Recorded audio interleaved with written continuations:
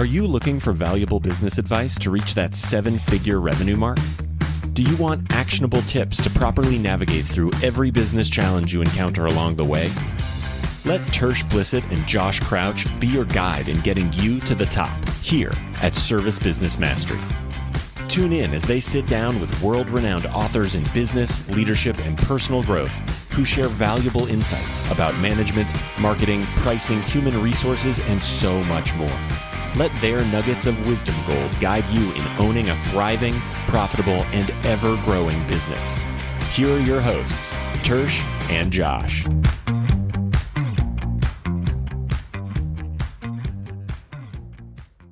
Hello, everyone out there in podcast world. Hope you're having a wonderful day. You're listening to or watching Service Business Mastery Podcast. I'm one of your hosts, Tersh Blissett, sitting across the table from my co-host, Joshua Crouch. And we are at the Home Service Freedom event in Orlando, Florida. It's the end of the event. Tersh has finally figured it out. Right. Home Service Freedom, Orlando, Florida, JW Marriott. JW Marriott.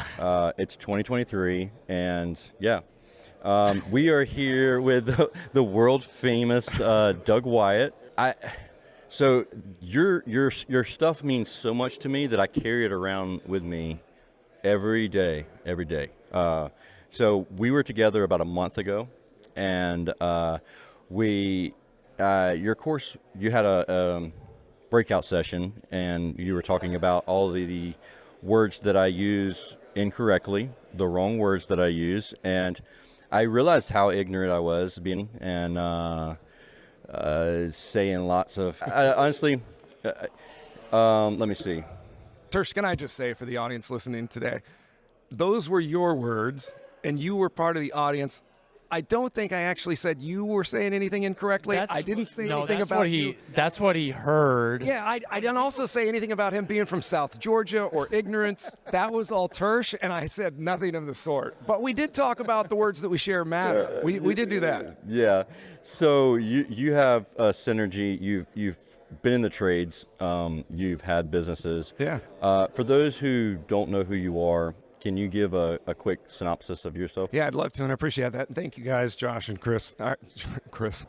Thank you, Josh and Tersh, for having me on the show. I'm not going to take a lot of time here on my background, but I do think it's relevant to start way back. I grew up in a small little country town in the Ozark Mountains, just north of the Arkansas border in southwest Missouri, and I was raised on 10 acres. Most of my friends were farmers. I baled more hay than I'd even like to remember.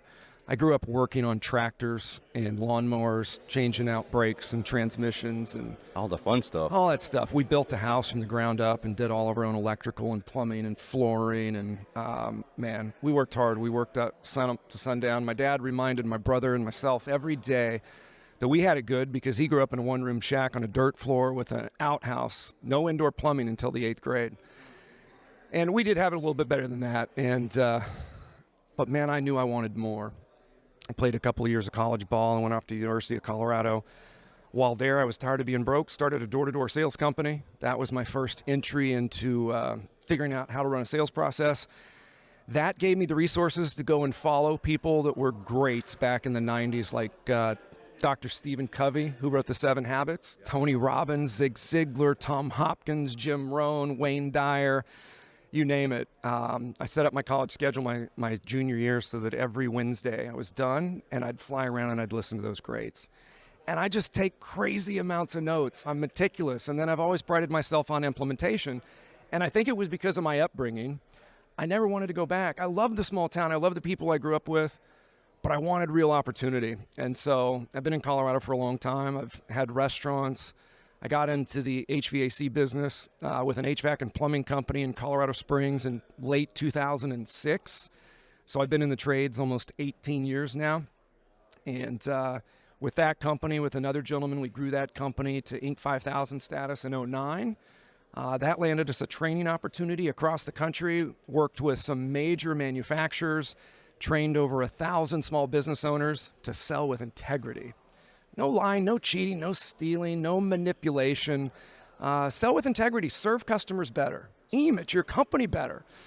I got burnout on that. I left the training side in 2015, partnered with a small ma and pa in Denver, Colorado after 18 years. They had no dispatch software. They had no internet. They had no call center. They had no wraps. Just talked about that with Sebastian. We were just talking about the slow adoption rate of the trade. So it's interesting. The next topic is like, they had nothing. Yeah, Josh, I mean, this company in 2015, good guys doing good installs. No uniforms, 2 trucks, 2 sons driving those trucks. They were wrap trucks, right? No, but they did have a logo on them. We wrapped them, though, and we increased everything there. I just put intellectual property work. I did not go into that company for more than 1 day a week. I wanted to prove that you could do this without being a slave to the business, that we could implement systems and processes. And 14 months later, we took a company that was 2 trucks, no brand, no internet, no website, no call center, no CRM. They were dispatching 2 trucks off Yahoo Calendar, and we won Linux Partner of the Year 14 months later. And it was a hard work, man. It's probably the hardest 14 months, so it wasn't easy. The next year, and I like to be very authentic and tell the truth, because I think sometimes we hear these amazing stories of 0 to 60 million or 100 million. The company's going to 150. Yeah, we did not do that. This was a company 18 years with 800,000 in revenue. And within a few years, we were doing 8 million, won Linux Partner of the Year. But the thing I wanted to share with the audience and both of you is it's not all wine and chocolates and roses. In 2017, we almost went out of business. I got a call that we were 90 days past due with our major manufacturer installing. We were a large chunk with our second line we were carrying. We were a large chunk at another supply house, and we got cut off. And so in 2017, after winning Linux Partner of the Year, we put the halt on any growth, and we just refined systems. We worked on KPIs. We worked on fixing the things that had got there. I mean, we were buying 3 trucks at a time. We'd go down to the Dodge dealership, pick up 3 trucks. So now you're at 40 G's per truck, right? Then you wrap each one of them for $4,000 each, and then you throw some Mastercraft shelving on there for another $3,500, and then you put $12,000 or $15,000 of inventory. You got to put a man in the truck. You got to get their uniforms, and now you got to market. You got to increase your marketing budget, right, Josh? Yep. You got to have more leads for those guys to sell. It's something that I think all of us can relate to. And so we darn near closed our doors. And it was really a miserable time, but you're not out unless you quit. And so we got refocused. We didn't lose anybody. Nobody ever missed a paycheck except me and the 2 business owners for a while. But that's part of the risk, right? And the next year, like a phoenix rising from the ashes, I'm proud to say that not me, but an entire team of men that dove in and women that worked probably harder than they've ever worked in their lives. We came back and won Linux Partner of the Year in 2018.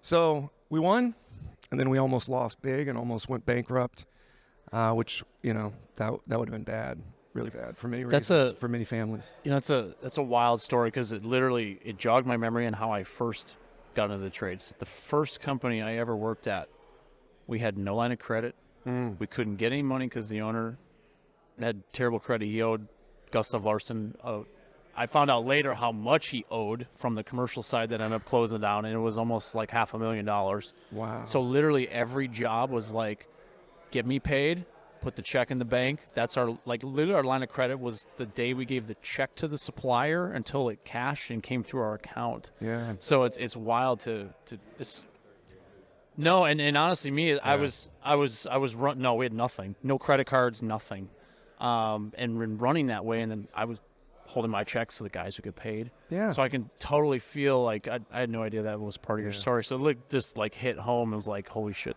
that's literally how my industry career started. I don't even know why I'm still in the industry. Probably should have quit right away. But you didn't. No, but like you said, you put the work in, and it was probably the hardest 2 to 3 years, but you finally get it turned around, paid payrolls on time, tax debt goes down. Like, you start getting these things in place. I've been so fortunate to have a role that was kind of sponsored by some major manufacturers because some of the success I had early on when I got in the trades. And what I've learned is that there's a lot more people with stories like ours than there are the stories that like we've seen on stage. And I love those stories, the rags to riches and the incredible rapid growth, and then the sale to private equity firms and people becoming worth $100 million. I love it. But I think there's also something to be said for the people in the audience that are watching that have been in business for 15 or 20 years and they've not had that success. And as inspiring as those stories can be, I do think that it's relevant for us to have some conversations about the ones that didn't go that well. Because to me, those are what inspired me, because I knew not everybody was having the same kind of success at such a rapid rate. And for me, it was a great reminder, and I'll never make that mistake again. We always have to look for our responsibility in the situation, right? And I thought that the other two business owners had that part of the business, but that's my fault for not managing KPIs on a daily, weekly, monthly basis, not always looking at financials. I was so focused on recruitment, hiring, training and retaining, delivering first-class, world-class content, role-playing, practicing with our team, sales, margins, and I thought we're selling at margin. But what I wasn't looking at was how many people are we hiring so fast? How many trucks were we buying and all that expense? We went from a tiny little facility with no shelving, no internet, no desks, no chairs, no phone lines. Phones were on an old school answering machine. This is 2015, mind you, that when the phone would ring, and then once however many messages were there for the day, then that was when you could leave the message. This is summer of 2015. And what I failed to really do the math on was how fast we were growing and the amount of sheer expense that was being created by all that stuff. Because even if you're doing your reporting, it's still a month late on if you're going through your QuickBooks. And it's almost like a tidal wave that can come get you, here in the HVAC business, we get really busy in the summer, as is not news to anybody. And we're buying a lot of equipment and parts, and payroll's increasing. And so then all of a sudden that thing that catches up, whether it's 30, 60 days, and I'd mentioned that we were 90 days past due, which is, if you don't know and you're watching, that's when your distributor's going to cut you off. yeah. They'll have a few conversations with you along the way. What I learned is, I will just say this, despite the success we had before, when we crossed that 90-day mark, the sum was so large, I said, I'll just come down and write a check. I hadn't put any of my own money into the business at that time. And so I was married at the time, and I called my wife and I said, hey, we're going to have to wire a significant amount of money. And she's like, what's going on? I mean, she had no idea anything was wrong either. And I said, well, blah, blah, blah, this is happening. And so I called back my local distributor with this large manufacturer, and they said, Doug, your money's no good here. And I'm like, we just won Partner of the Year. And they said, yeah, but it's too much risk. And so anyway, even a check cash wasn't good. We had to really cure it, and we had to put a plan together. So if you're getting close to that 90-day mark, all I can do is encourage you to say, get that fixed. Do whatever it takes to get that balance paid down before you start churning past 90 days past due. Well, I like the fact that you guys realize that instead of continuing to grow just to have that top line number that looked so fancy, you guys decided to come backwards and fix those things and start, hey. Well, they didn't have a choice. Well, but people want to push past growth, and they just want to keep, I'm going to keep growing. I'll find an investor. I'll find someone to give me the money. Yeah. But you don't actually fix the problem, and then the problem grows again, and it doesn't go away. I will say this too, and this is one of the reasons why financials and KPIs are so important for all of us in business. You can trick yourself because everybody's getting paid, and all the van notes and everything are getting paid, and you can, if you take your eye off it, you can kind of use your distribution and your manufacturers as a line of credit.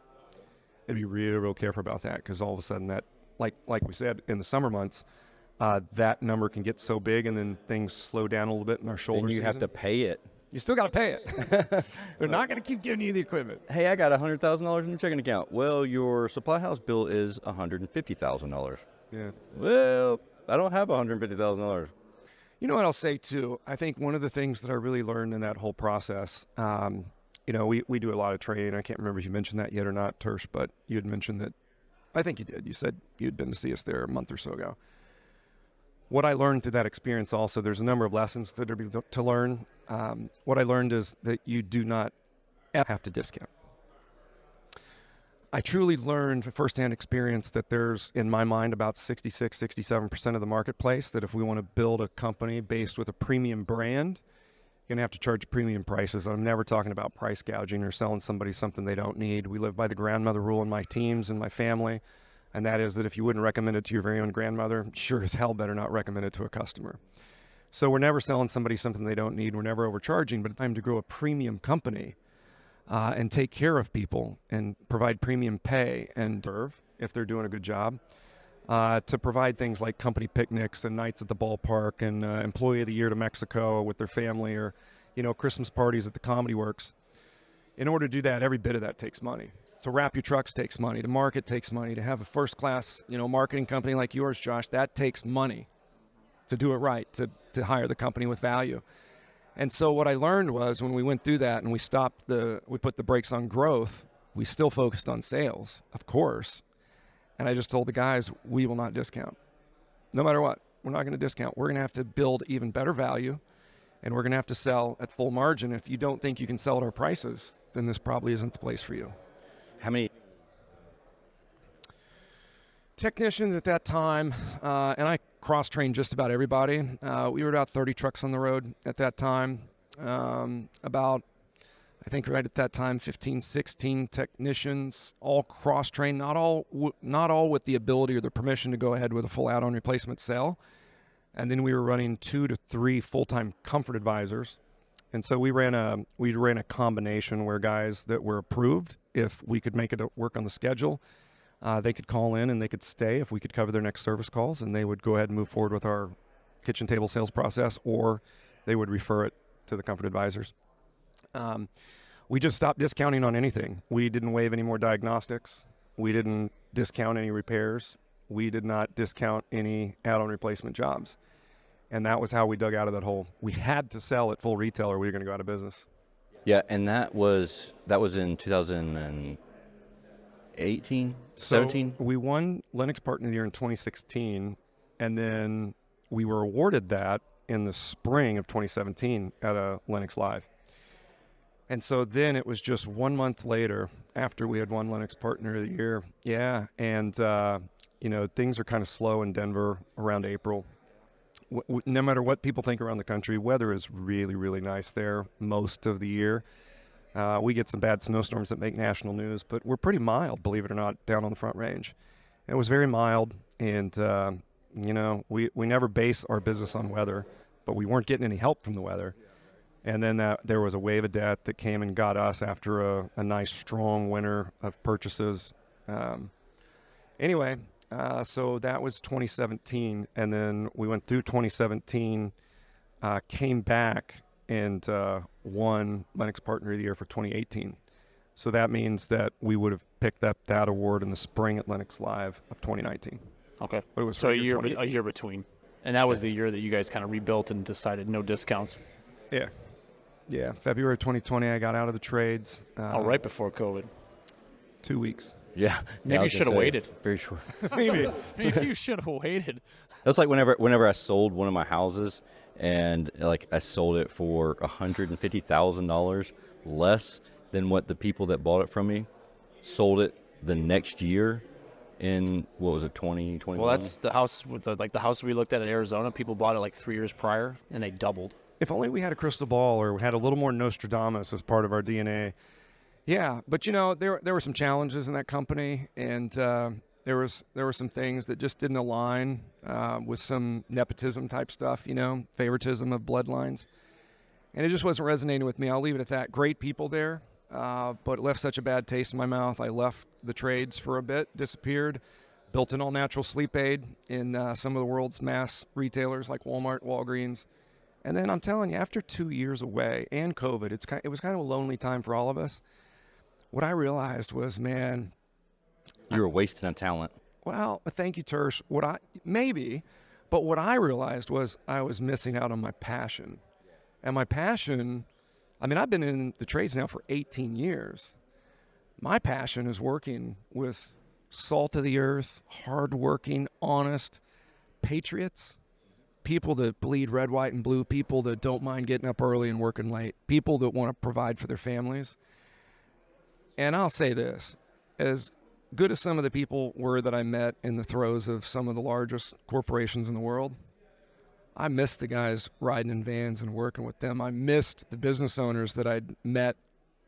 I just missed it. And so I'm back. I've been back. I've been kind of behind the scenes for the most part, building something I think is in my plan, my vision is that's going to change the industry. And I think we're doing it. But I've been working behind the scenes for 2 live events here and there. We've been very fortunate to pick up a few training awards. Yeah, we met not obviously not a month ago at Service World Expo, but the year prior to that. We met in Tampa. Yeah. At Service World Expo. Yeah, a little over a year ago. And then we were very fortunate. We joined Service Nation Alliance. They pursued us because we had been doing a number of training events for some of their clients. And they referred us to the top-level leadership. And then they came and vetted us out. And we're very fortunate. I'm so proud of this because it's a reflection of our entire team. We won Most Value Added to Your Business after an international vote by the Service Nation Alliance members. So we picked up that award in Nashville in April of 2023, just 6 months or so ago, whatever that was. Oh, that's sweet. And that is with Synergy Learning Center. Synergy Learning Systems. .net. Okay. Well, it's funny because we had Rilla on, and they have a .com, and I'm like, what's wrong with you? Like, why don't you have a .ai? Like, seriously. Can I give a plug to Rilla real quick? Yeah, go ahead. Sebastian Jimenez is one of the most talented young people I've ever met. I got a chance to meet Sebastian at that event in Nashville with Service Nation Alliance, and we became friends, invested about 6 hours on the Nashville Strip together. Sebastian then sponsored a couple of our events, and anybody that knows me knows I'm really big on wordsmithing, word usage, effective listening. And so I'm really big on scripting, but nothing that like puts us in a straitjacket. None of that. It's about serving our customers better, and I believe that it's about ultimate preparedness. And so Sebastian sponsored a couple of our events, came out and spoke at one of our events, sent some of his C-level executives in at a different event to come in and speak. And to this day, I'll say this, I keep Sebastian's marketing pieces in all of my live event workbooks, whether he sponsors it or not. Because I believe what Sebastian is doing is changing the game. Because if I was on the contracting side, I would have every technician, I'd have every comfort advisor, I'd have every CSR, and I would have every installer on a Rilla license just to make sure that we're doing what we say we're doing in every role play and every training. Because we can't be everywhere all at once. But his software and that AI and the ability to measure to 0.1%. So anyway, Sebastian and I have become great friends, and I just can't recommend his product enough. And I'm not getting paid for that. I don't get any kickbacks. No plug for that. I just believe in it, and I'm going to keep his stuff in there in my books, because if you take a prepared process and then your people know, hey, I can get better or worse on every single call, they're going to get better, or they're not a good fit. Well, it's funny because we sometimes the NFL analogy gets put out there because it's run the play, right? Run the play, Yeah. the play being the service call, but we only practice the play like once a month, maybe sometimes. And if it's summer, well, probably not at all, right? It's like, we ain't got time for that. Go run your calls. And then wonder why you lost money in the summer. In this technology, you literally get to see the play as someone that's managing that team or someone that's looking at that. You can see the play run almost in real time and then give instant feedback so that way the next play doesn't get screwed up, because we've all had bad days. Of course. You go in and your whole demeanor sucks. Something's going on at home. Yep. You're like, I'm just going to get through these calls. This sucks. Like, whatever. I'm just, some days basic, we just don't have it. Basic band-aid, but you at least know that. Yeah. And it can also provide feedback to be like, hey, maybe I need to call this person. Something's not right. You know what else, Josh? I think there's times where our technicians are just exhausted, or they got in a fight with their spouse. Especially in the summer. Yeah, or they're going through a divorce, or they've got a kid that they're not able to see. We never know what's going on, but what I do believe with Rilla and being able to do that is if we've practiced it and we're prepared, maybe it's not a day where something's going as bad as what we just described, but it's something in between. I think what having Rilla in your pocket does is it gives the extra oomph, that thing, that moment of decision. Let's say you get down to the end and you ask for the order, and you can tell that homeowner's close. They've said they love you, they trust you, they just want to wait until next week, and then they're going to make the decision. if we've been trained on how to professionally handle, and I want to think about it, I need to talk to my spouse, 3 bids, price objection, whatever it might be, but we don't say the words, then the training's not worth the page it was printed on, right? But if you knew you were being recorded and you were only having a partially bad day, and you already knew what to say, you just weren't in the mood to say it. If you knew you were being measured to 0.1%, I believe you would say it. And I believe that's why the numbers I see from Sebastian are off the charts in growth, because now guys are actually doing it on the vast majority of their calls. I don't think when I joined that company and we grew in 14 months and won that award, I don't think we caught lightning in a bottle, as I've heard it described with some of these companies that just skyrocketed to success. We trained, and I don't care how hot it was, I don't care how cold it was, we trained, and our guys had, when they came on board, they knew what they were going to be held accountable to. They had to agree to that. We made no bones about it, and we made no exceptions. If you were going to run our calls, you were going to take our service calls, you were going to run our leads, you had to run it our way, right? What did that training schedule look like? Because that, I mean, everyone's got a different mindset of that, and they're like, well, some people are like 5 days a week. Some are like, well, like once a week, once every other week. Yeah. Well, number one, I think you got to get your team together at least once a week. That's my feeling in order to build a great company culture. So every Wednesday morning, we would have a company-wide meeting that would start at 6:30, and I would handle that because I love speaking in front of rooms and I love inspiring the team. So I would put the entire room together, and it was a feel-good meeting. The music started at 6, right? And people came in and it gave me a chance to high-five, and it was all about a celebration once a week. That would run from 6:30 to 8. We'd take a quick break if I had to do a meeting with a one-on-one for somebody who was, maybe not holding up their end of the deal. We could handle one of those, and then we'd come back, and then we'd do 90-minute sales meeting. Or first we'd do a service meeting. Those days, we would then come back and do a sales meeting. So if the sales team, if it was Comfort Advisor, they could go out and run a lead right after the company-wide, but then everybody would, come time the service meeting was done, then the Comfort Advisors would be back, and our meetings were heavily laden with role play. But the real answer to your question, Josh, is when we started in that, we did not have a facility to train in. Even as we started to grow, it was all one room. And so the phones started to be answered, and we didn't have a place, and I get kind of loud. And sometimes you get a little hyper, and you've seen me speak live. I get really passionate. So there's no way I could do that while the girls were trying to answer the phones. So I'm very fortunate to have a nice place south of Denver. And so I just opened up my home and I turned my man cave into the sales cave, and then the service cave, the install cave, and the office cave. And so for sales especially, anybody that was going to be responsible for revenue generation on those calls, I wanted to put them through. And Tersh, I don't know if this will upset you or you'll relate. It'll upset them. But you're special forces and you pulled a knife on me in Phoenix. And there's pictures of it to prove it. No, I don't think so. I don't think so. We were role playing, and I have this thing where we wordsmith. We change out certain words to elicit different emotions. And I had Tersh stand up, and we were in the aisle, and the word was, we're going to wordsmith the word problem to a better word, meaning the same thing. And so I had Tersh stand up, and I said, imagine we're out at the bar tonight, and, I've been looking at your girl or whatever. And all of a sudden I stand up and I come over and we're toe to toe. And I look at you and I go, you got a problem?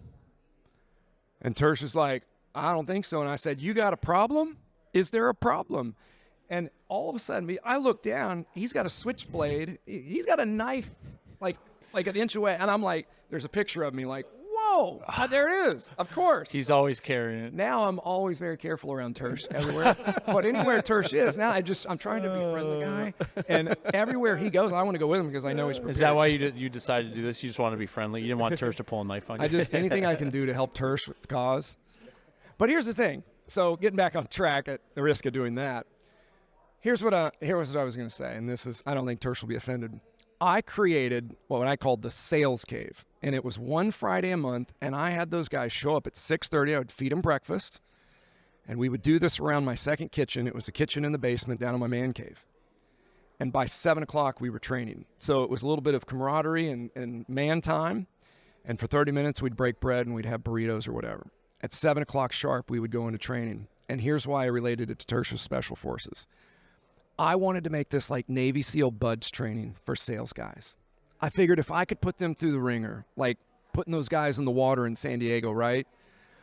I would work our team so hard with every possible objection, area of concern, everything that you can imagine, the weirdest stuff, the craziest stuff, the hardest stuff, the engineer type objection, all of it. And we would do it until 9 p.m. Take little quick bathroom breaks. We would cater lunch. And I put them through 14 straight hours of role play every Friday. Well, Friday sales, and the next Friday was text, and then the next Friday was office, and then I would do install once a quarter. The entire day. Yep. Hot or cold. You would, so even if you had demand calls coming in, all your service techs were there. Absolutely. Full dress, full uniform.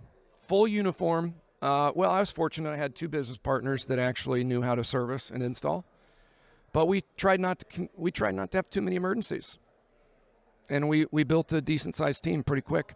So yeah, we there's some of those things that might not work. Nothing's going to work for everybody all the time, right? It's not a one size fits all. But I will just tell you this: one of the biggest mistakes that I see fellow contractors make is when they decide to stop training because it's hot.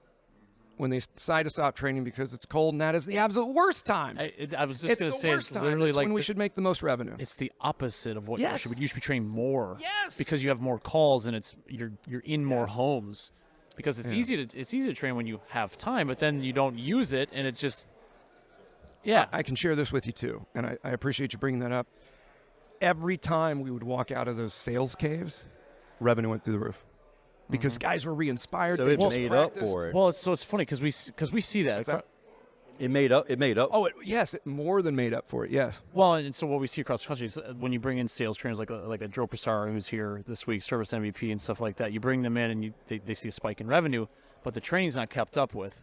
So it's a momentary spike unless they have something to continue to carry them on and get the next spike. And and then eventually the basement of where they're going to be is going to be up here. Yeah. So. I want to share something else that happened in that sales cave, and this is why I say it was like Navy SEAL buds training. I wasn't just trying to wear them out. I wanted them so exhausted because our brains work differently when we're exhausted versus when we're fresh, right?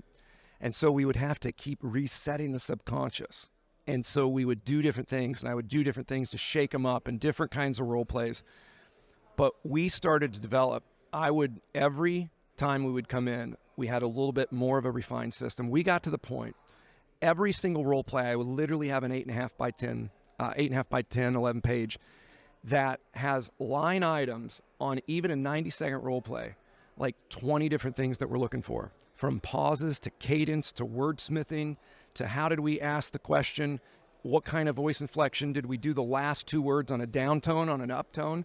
All of those things matter. Every detail, I believe, in sales and influence matters. And so it's not just the script. It's not just the words that we're sharing. It's everything. And it's eye contact and it's body language. And so all these things were being measured.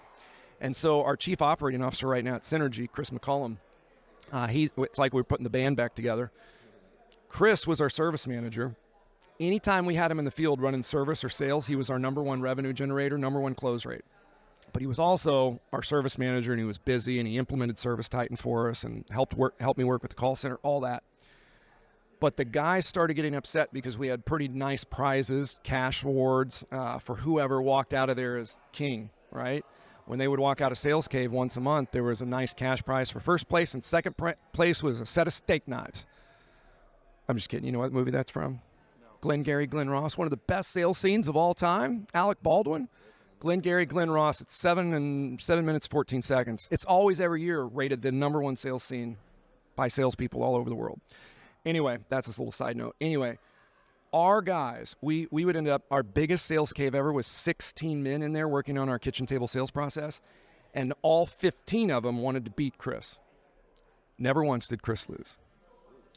All my rule was as I don't care how bad you guys want to win, just don't cheat. Be men of integrity.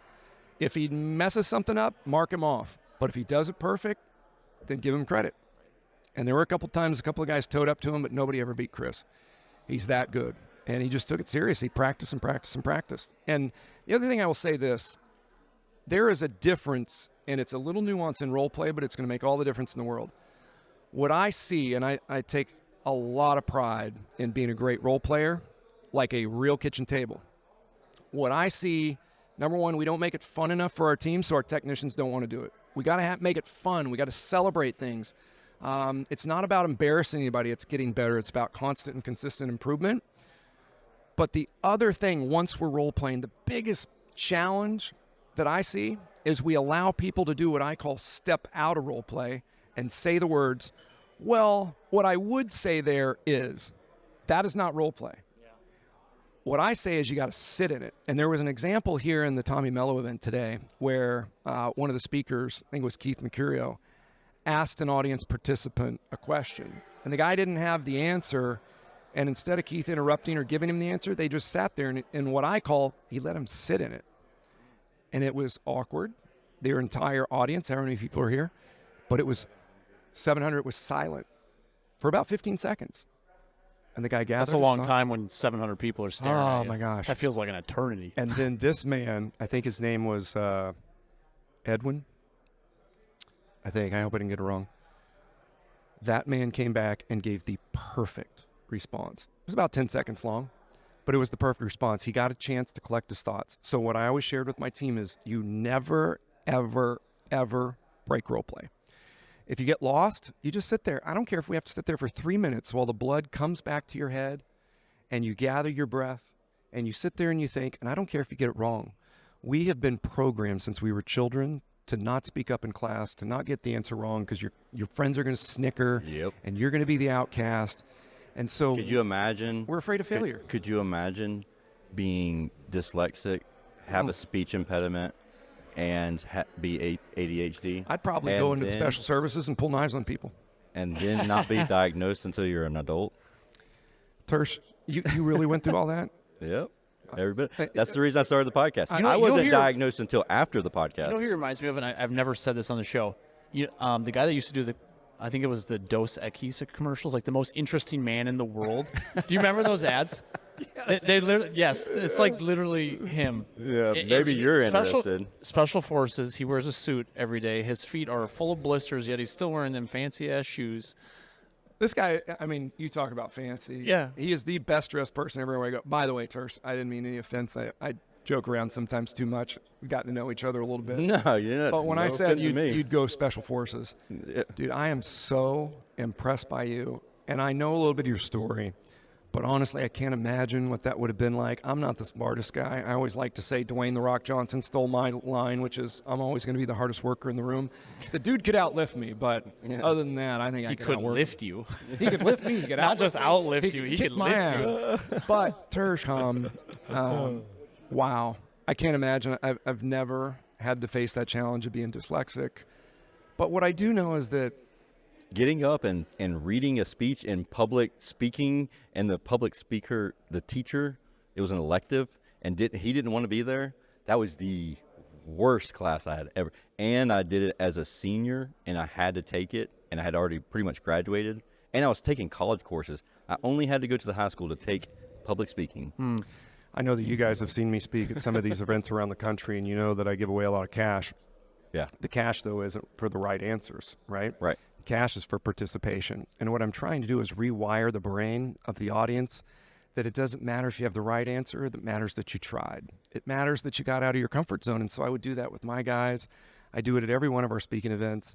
Carry a pocket full of cash to reward participation and to reward effort, not correctness. And so it's because we are all suffering, maybe you more than most of us, Tersh. We all suffer from worrying about being wrong. And so the reason why, and one of the biggest things that I see that's not happening in the trades, is that we're not forcing our guys to role play. And so therefore our processes aren't getting implemented in the vans or in the homes, because if they're not comfortable doing it in the facility and they go, well, I don't want to do it here, but I'll do it in the house. I just want to do it here in front of you guys.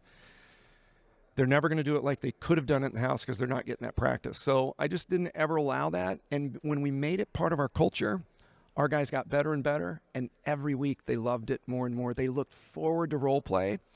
And because we celebrated the effort and we didn't beat people up for being incorrect, it got more and more fun. And guys wanted to do it. So I would encourage anybody watching, if you're having challenges getting you guys to role play, let's make it fun. Let's reward the effort, not the perfection. Reward them for trying. And I'll also say this. Imagine you're in a room of 20 guys in an event, and we're all saying, who would like to step up here and try what we just learned? Everybody just sits there. Most of the time, everybody sits there.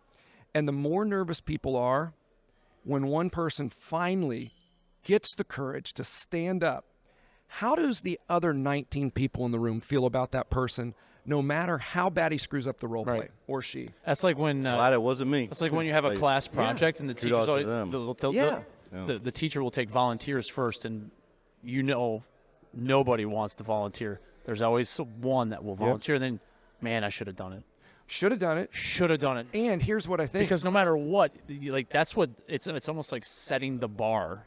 Yes. Right? They set the bar, and now it's like, oh shit, now I gotta be better than that. That was actually pretty good. Yep. And it only gets worse from there. What I have found is even the person, if they screwed it up terribly, every one of us in the room have more respect for that person because they 100%. tried. And that's why I think our brain says, I should have got up there and tried. Doug, I think we joke about this because sometimes these podcast episodes, even though I don't have an HVAC business, but we have account managers who talk to customers all the time, and contractors are a hard audience to please sometimes. Yes. And then on the same thing on the sales process, and I know exactly what you're talking about because we at the last HVAC company we had a regular process where we went over this stuff, we role played, I saw the success of it, and we keep talking about doing it. Keep talking about doing it, and we haven't done it yet. So I feel like you're speaking to me like this is a moment for me. Now my wife's flying in here next. Like, okay, now we got something to talk about tonight. Like this, I love that. This needs to be done. This is like you haven't seen each other in a week. This is what you talk about. Yeah, pretty much. Well, wait. Let me just clarify. What That'll be Josh after a hug and a kiss. Well, wait a minute. What I heard Josh say is him and his wife are going to role play tonight. That's exactly what I heard. They're role playing tonight. That's what we're talking about, role play. Hey, I want to also say this. The more, like I said, the more we do it, the more fun we make it, the more we make it a reward for the effort. The more Well, I think that's the real point. So is one, I know that has to happen, but make it fun and make it where it's not awkward. Because I think that's the thing, because we haven't started it in this business, and we keep talking about it. It's an awkward thing, especially at first. When you're not used to it, it's like awkward as all hell. It's like because people are going to do, and I do that when I've done role play. Well, I would do this, or I would just stay in the moment and try. Just keep trying, and it eventually gets better. Sit in the moment. Sit in it. Yeah, I love that. You know, another thing is I think that here in the trades, most of us, as far as the men in the trades, we were usually the athletes. We were the guys. They were the alphas. We were the guys working on cars and tractors and, tinkering with stuff. And I'll be honest with you. Omegas, not him. We were the Marines and, a lot of military people. He was in the chair force. But he didn't work on nothing. The other thing is, my son's going into the Air Force.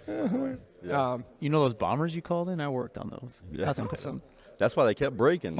My oldest son was in the Navy. He worked on nuclear stuff. That's hey, cool. So keep us back on topic, here, Doug. He's getting derailed here. I lost my train of thought. Anyway, there you go. What were we talking about? I was talking role playing. about role Brittany play. coming in town. What? One of the things that I think we just have to do is make it fun and never, never, never miss a role play meeting. Stop missing our sales meeting. And I know what I was going to say. Let's set the stage for our team. Oh, I know what I was going to say. We're all military and athletes and all that. We tend to be real smart asses. We're a bunch of funny people that razz each other, and our teams get into each other a little bit in a fun way. So what I would say is let's embrace that. At the same time, let's also, for that 1 hour, that 90 minutes a week, whatever it might be at your organization, let's encourage our teams to be supportive of one another. What I found is the guys that are entering in and kind of coming into our culture that haven't had this kind of role play, they're really nervous. And so our guys would be supportive. They'd still razz them a little bit because that's what we as guys do. But what I found is, let's say that we go around the room and we have 8 guys role play total. We'd make the guy that's the most nervous. Let's just get it out of the way so you don't have to sit there and waller in this. And make it worse. Get it. And you know what he does at the end? He does it, and then he watches 7 guys do it. He wants to get up there and do it again because now he's like, okay, I did it. I saw how hard it was, what I missed. I watched 7 other guys do it. Well, if they do it first and they see other people and they'll see where they struggle, they think that the tech that's better than them, they're still struggling. Oh, this isn't that big, hairy, audacious thing I thought it was when I was first going to do it. I love it. The Jim Collins reference, right? Good to great. So I have a question for you. So I love this whole thought process, but what do you say to people that I've heard say this? I don't want everybody to have personality, and if they have to say the same thing over and over and over and over again, then they're going to. I completely disagree. I 100% disagree. At our live events, they last 3 days and they go for about 30 hours, 10 hours a day. I invest a full hour of that 30 on this very topic. So I know we don't have that amount of time, so I'm going to condense it. Which events are you talking about? All of our 3-day live events. Okay, you're for Synergy Learning Systems. Okay. We do CSR, full CSR training, tech training, comfort advisor training, and leadership training based on the 7 habits. I've been a 7 habits facilitator for 13 years now. Here's my real answer in a condensed form. When we think about that, a Zig Ziglar quote comes to mind. And Zig said, every word, and I don't like the word salesperson, but Zig said it, and he passed in 2012, so I'm going to use Zig's word.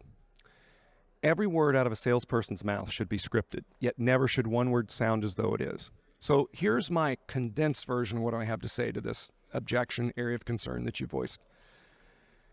I believe what Zig was really saying was scripting and the perfect execution of a script is all about ultimate preparedness.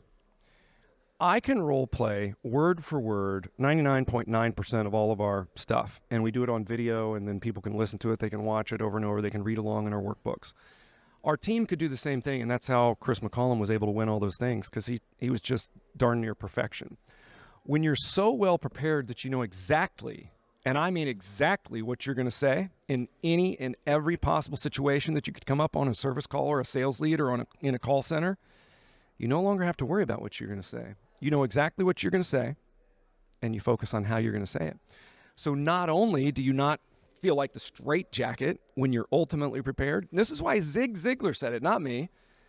Every word out of a salesperson's mouth, I'm going to change that to influencer so I don't keep saying it. Every word out of anyone's mouth that is tasked with influencing somebody else should be scripted, yet never should one word sound as though it is. When we're ultimately prepared, we can focus on voice inflection, pauses, cadence, performance, body language, reading their eyes, reading how they're reacting to everything that you're saying. And so to me, scripting is so vital. And that's why I think Sebastian's going to change the world. Because at Rilla, now you're going to know who's on script and who's not. You're going to be able to measure best practices down to 0.1%. And if you're off script, let's imagine this. Imagine that a guy like Chris McCollum at my company goes in and nails a script at 95% in an actual sales lead and has the highest sales close rates, has the highest margin, doesn't drop his price, does exactly what we're doing in role plays in Sales Cave once a month, and he's by far our top performer. And then you got another guy with a bad attitude that's saying the price is too high, that the economy sucks, that people don't want to buy on value, that we're overpriced. You guys have heard it all. Got to get 3 bids. Got to talk to this spouse. They couldn't make a decision. They didn't like our brand. They wanted another brand. And then you pulled that report from Sebastian, from his company, and you went, well, you only did 7% of our script. Maybe the process works. Maybe we should just focus on working on the process before you tell us it doesn't work. Chris is proving that. So like my question to Sebastian, what if nobody's following the script, so you don't have anybody to say, boy. I don't have a Chris? Oh, boy. Can I talk about a product we've created? Yeah, absolutely. You talk about I don't know how we're doing on time. Sometimes I just... We're about our level, but you go. Let's go through this. You go. Here's what... This challenge that you brought up, Tersh, I never want to... I always want our value to speak for itself. But what you just asked is a challenge that most all of us are facing that are watching this. We have this challenge because there's this culture that runs rampant within the trades that guys don't want to be a quote-unquote salesperson. I don't want to sell anything. What I believe they're really saying is, I got in here because I want to work with my hands and I'm good at it, and I want to work with my tools and I'm the best at that, and I don't want to sell anybody something. And so then they go out and they have a cigarette and they're talking to each other and they're like, yeah, I don't want to sell, I don't want to do that, I just want to do what I'm called there for. What I like to do is work on the mindset to say, are you really serving them well? Look at cancer rates. Look at cancer. I mean, there's all these studies from the EPA. There's studies about indoor air quality. There's studies about, women that work in the home contract cancer 58% more than women that work outside the home. Our homes are killing us. This carpet that we're sitting on, Carcinogens. right? VOCs, dust, dirt, debris. We're getting sick. We're sicker than we've ever been before. And so are we really serving our homeowners if we're in there and their furnace is out or their hot water's out, and we could solve other challenges by bringing them up? Now, what we've created is a system that I believe we've been able to break through the clutter, create ways to communicate through our wordsmithing program, our listening sequence, our sentence structure, our empathic listening, everything that we teach and everything I've learned in 30 years in business and studying psychology and communication and 18 years in the trades, we've customized for HVAC and plumbing. The reason I asked about if I could share product, for 2 years, we've shot thousands of videos, fully produced. I have a master of videography and 11 video editors around the world. We're creating 7 to 12 minute manageable chunks. And for the first time ever, what I believe is we're creating a way to overcome the challenge that you just outlined. It's addressing every bit of the human experience of our people in the trades, the CSRs, the techs, the comfort advisors, the leadership. We put it in 7 to 12 minute miniature chunks that are manageable to learn. And then we included interactivities. And this is through the same company on the back end of our website that billionaires are using in training, like Grant Cardone and Zig Ziglar's company and Damon John of FUBU and a lot of others. A lot of times what I see with video training and virtual training, guys don't like it because it's the quote CE course, continuing education. Guy clicks play, goes and makes dinner with his wife, and then he goes back and he goes, yeah, boss, I did it. Well, you can't do that with ours, because we have to get engagement. So what we did is first made our videos very entertaining. Every one is like a little miniature movie, fully produced, music, B-roll, entertainment, humor, emotion, inspiration. And about halfway through every video, we stand to the side and 4 boxes come up, and it makes it interactive and almost like, you ever read one of those Goosebumps books with kids or when you were younger? It's a choose your own adventure story. Yeah. We have engaged our audience, and we just did a pre-launch at Service World Expo last month. We've been working on this for years, and really it's my life's work now in video, but we're engaging the audience, and for the first time ever, we are providing business owners in the trades KPIs on the personal development and engagement of their team. The way we're doing that, when an interactivity, let's say it's our first video, and the video comes up and 6 minutes in and it says, the owner of your company has invested in you and in this training program, and most likely has assigned you a certain number of videos per week. How are you feeling about being here? 4 questions, 4 answers come up on screen, and they're going to have to click on one. So now they can't be over making dinner, right? They can't be watching the football game. They can't be throwing the football with the kid. They got to be paying attention. Let's say that the first answer is, I'm so glad I've been waiting for something like this. Second answer is, I'm not sure. I'm keeping an open mind, though. The third answer is something in between that, and the last answer is, I'd rather put a bullet in my head. Whatever, right? Something to that. It wouldn't actually be that. Let's say it was that. If you have a guy that says, I'd rather be anywhere but here, now you know the temperature of your team. You know that guy, if he's being a smartass, if he's taking your investment seriously. Every click in our system is tracked. You're also going to know if you have a guy that says, I'm excited or I'm keeping an open mind. That's tracked. As soon as they click it, we've now shot 4 custom videos based on their answer. So whatever they select, we're going to come back and address it for a few minutes, and now they're going to feel like we're actually talking to them. Even though it's not live and they know it's not live, every video is interactive, and then we're going to have a response custom. That's a lot of videos. Thousands. Yeah. Fully produced. That's why we have 11 video editors, a master videographer. I've been doing this for 2 years, 15 hours a day. I'm a workaholic. That's why I say there's nothing out there that's ever been created like this. So then at the end of the video, so now we all come back together for the last, let's say, 4 to 6 minutes of this video after I do the custom. At the end of the video, there's a quiz. If they weren't paying attention, if they weren't taking notes, they can't pass the quiz. If they don't pass the quiz, the business owner and the leadership is going to know. They got to go watch the video again. They cannot fast forward. They got to go through it again. This time, just to keep them engaged, if they want to try a different one of those interactivity answers, choose your own adventure, they can click that one, and now they get a different response from me. So it's a different video. Now they're like, this is pretty cool. They get to the end. Now they took notes. They took it serious. At the end of the week, and the business owner can log it in any time. Thousands of videos, mindset training, empathic listening, some of my 7 habits stuff, wordsmithing, it's all in there. Plus customized role plays from the call aheads to the CSRs to the arrival at the door, the entryway, the stat, everything, HVAC and plumbing, kitchen table, asking for the order, optional repairs, everything. Every single thing is in there that you could imagine that I've learned in 18 years in the trades.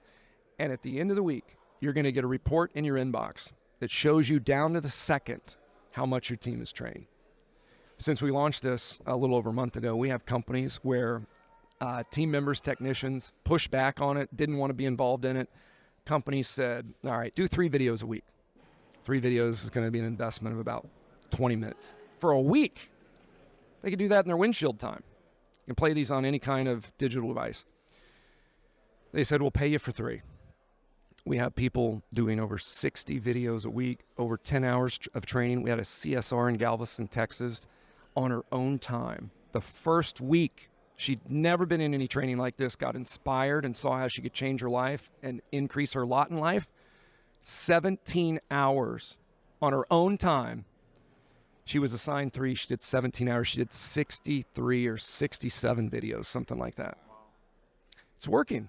And so the answer to your question, Tersh, is what do you do if you guys still don't want to do it? There's a whole bunch of things we can do, but the first thing is we got to change the mindset. If a guy's pushing back on that, I think if I was to take a guess, it's because they think we as the business owner just want to make money off their backs and they don't see the value in it for them. I would also say that over time, we got to make sure that we get the right people on the bus, to borrow that Jim Collins reference again. Over time, get the wrong people off, but I'm never wanting to let go of somebody prematurely. I have a whole system over a 30-day period where we kind of do a course correction in a very loving and kind and clear way. And we kind of let the tech or the CSR or whoever, the installer, decide, here's our expectations. We want this to work out. But if you come up on the end of these 30 days and are still not willing to help us grow the business, the culture, the legacy, the servitude that we're after, Got to release you to better opportunities. there's a nice wordsmith. Yeah, he's good at that one. We're gonna. He's practiced. I've said that He's one. practiced a few times. I've got that one. Bring somebody in and I say, Tersh, we've decided that we're going to go ahead and free up your future and go ahead and allow you to pursue other opportunities that might be a better fit for you. Yeah. That's the same thing as you're fired, but Yeah. much nicer, a little bit of words. With a smile on your face. Yeah, absolutely. Guys, if I, all I'm saying How is, can people sign up for that? oh, well, we're in pre-launch phase, and so even though I'm never about teaching anyone to discount, because we're in pre-launch and I have over 100 coaching videos that I want to add to that for it to really be complete, by most people's standards, I think it would be complete, but I tend to overtrain. I don't know. But man, I don't want to leave any rock uncovered. 14 hours every Friday. I don't think you overtrain. Well, because you're special forces. It's so funny when Lives are on the line, it's okay to train a lot, right? But if we're just talking about some indoor air quality and some variable speed, we don't need to train. Yeah. That's Right? crazy because I asked that question. I had no idea what And- your and answer lives was. I aren't thought it on was the going to be like line. 5 days a week or something like that. Yeah. 14 hours Just remember, in a cave. yeah, of to sorts. clarify though, that's once a month, Friday, Yes. but I'm doing it every Friday because I got different groups coming in, and sometimes I got techs that are cross-training. And by the way, a privilege to get invited to that. If you show up this month and next month you haven't worked on what your assignments were and what you didn't do well last month, you're not going to get invited back for a while. Doesn't mean you're going to get fired, but it also means you're not going to get the privilege of running one of our badass kitchen table sales leads. I mean, listen, there's guys in this industry making $250,000, $500,000. I heard recently there's a guy out in Cali, $750,000, $800,000, selling HVAC at the kitchen table. There are people in our industry, if you really get serious about this, that are making more than surgeons with 16 years of additional schooling after high school. Specialties, right?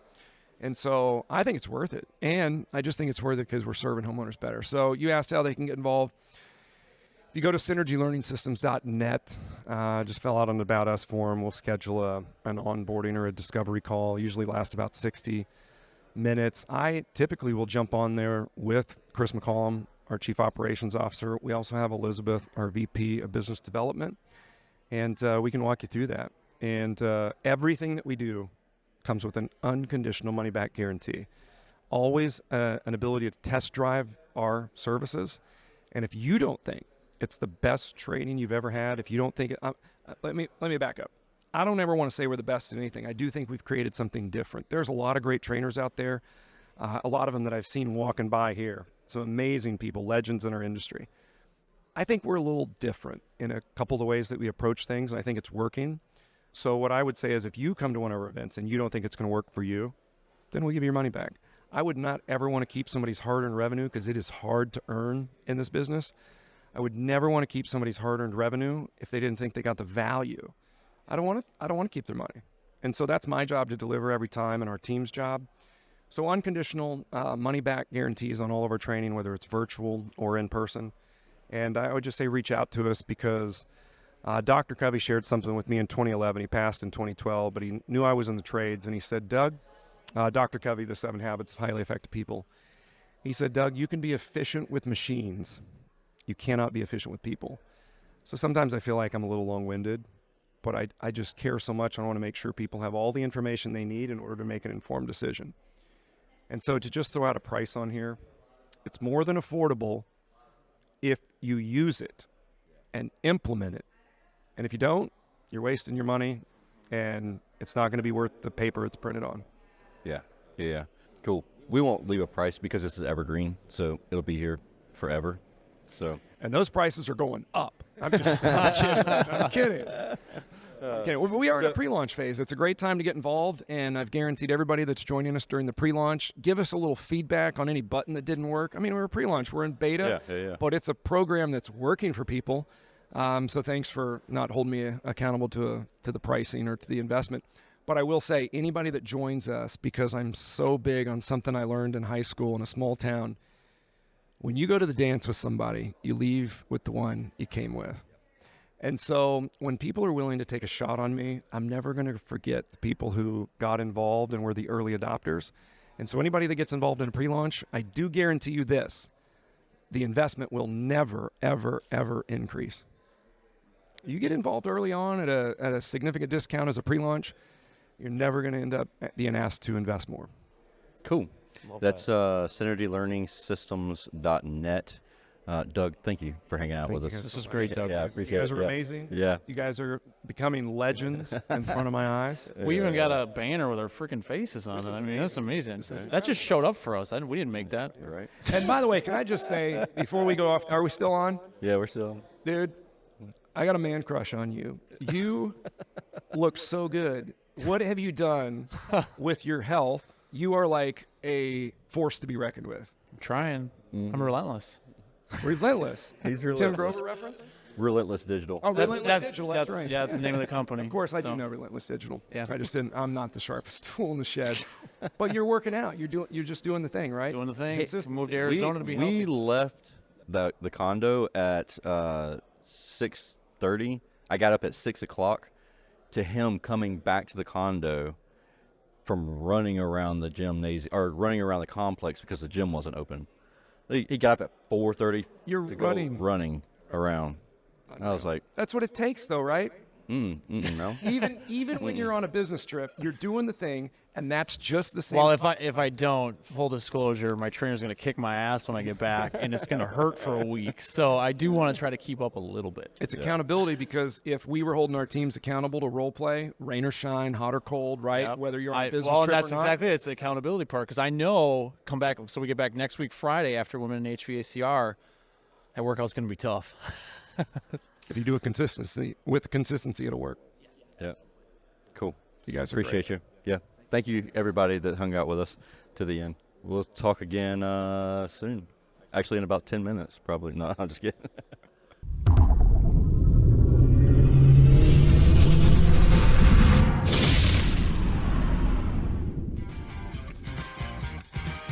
Thank you for listening to this episode of Service Business Mastery.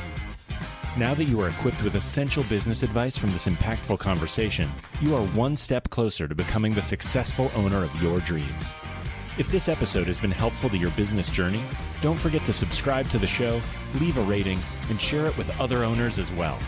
Visit servicebusinessmastery.com to learn more.